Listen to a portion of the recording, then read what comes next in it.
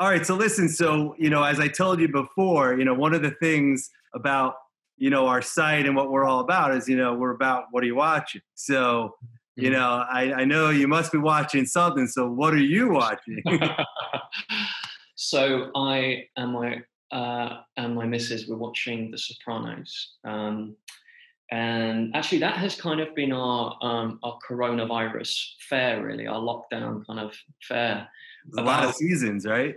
Right, exactly. There's so many episodes of it. We'd never seen it before. It was one of those things that when it first came out, I was probably a bit too young. I think I was like 14 or 15.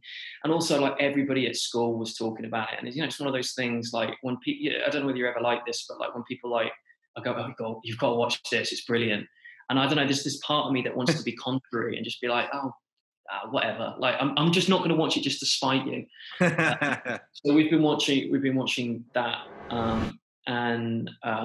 How far in are you right now? Nearly finished. We're nearly finished. We just finished the second part of season 6, so I think we've got about 12 episodes to go. The acting in that is unbelievable. The storylines. I mean, as much as it's a show about, the mob in New Jersey, it's not really about so much more, It's not about that. This is the thing, and I think that's one of the reasons why I initially it put me off, because I thought, oh, it's just going to be gangsters, and I've seen that sort of thing before. And then really what you start finding out is that there are so many underlying, it's the writing, I think, that really, Jimmy Gandolfini was, God rest him, was like just such a stellar talent. And Edie Falco, who plays his wife, is just, steals the show, I think, personally. Every morning when he'd come to pick you up, I would look forward to it all night long in bed next to you. Those nights when you were actually in the bed. And he would ring the doorbell. I felt like my heart would come out of my chest. He would smile, and we'd talk, and then you would come down the stairs. And I felt probably like someone who was terminally ill, and somehow they managed to forget it for a minute.